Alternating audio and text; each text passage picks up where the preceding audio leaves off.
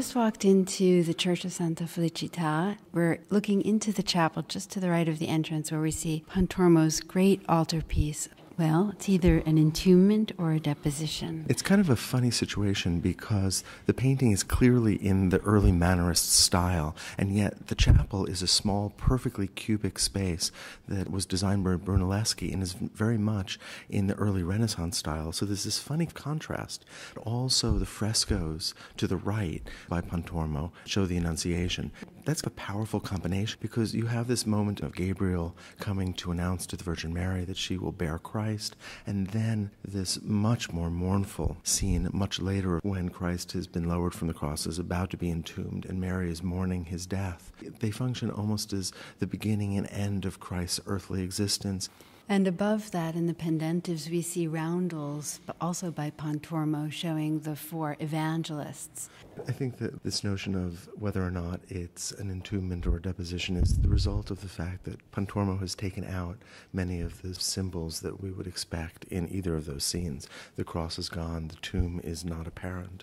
What's here instead is a very spare image of figures, and really nothing but figures, with the exception perhaps of a little bit of ground and some clouds above. If this was a deposition, we would expect to see a ladder, the lowering of the body of Christ from the cross. If this were an entombment, we would expect, as you said, to see the tomb. Pontormo has given us nothing to help understand the subject. He's also not situated in any kind of an earthly space that's understandable, which is such a difference from the style of the High Renaissance, where providing an earthly setting for the figures was so important, including using linear perspective. That's right, and this is almost a rejection of that earthliness. The figures are highly stylized, and there is a kind of elegance. And look at the two figures on either side, how elongated their bodies are.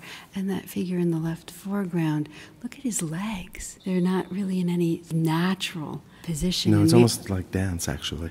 We also think about the High Renaissance in terms of a pyramid composition and of stability and balance.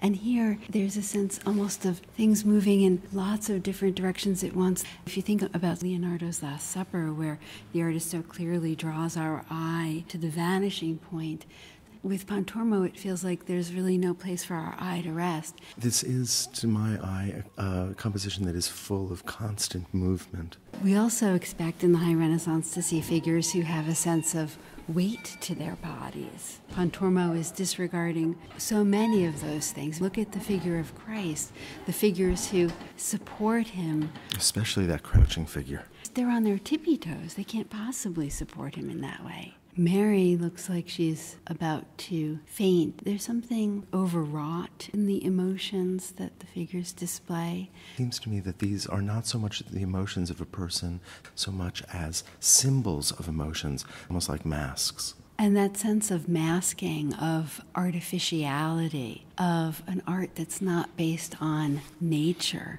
is really typical of Mannerism. And I think it's important to remember that we're here in Florence, and Florence is no longer a republic. There are also other historical considerations like the Protestant Reformation and Copernicus discovering that the earth revolves around the sun. So this was a period of real revolution, and especially so in Florence. I think that issue of the Medici's return and their abolishing the Republic is crucial. And, of course, the challenge that Martin Luther is posing to the Church, even here in Italy. Some people have seen the Mannerist style as a style that expresses a new spirituality as opposed to the naturalism of the early Renaissance, and that spirituality coming from the attacks on the Church by Martin Luther. It'll be really interesting to see how, over the next 100 years, the Counter-Reformation really causes significant shifts in the style of art and breaks with Renaissance conventions. We're beginning to see here just the first taste of those changes.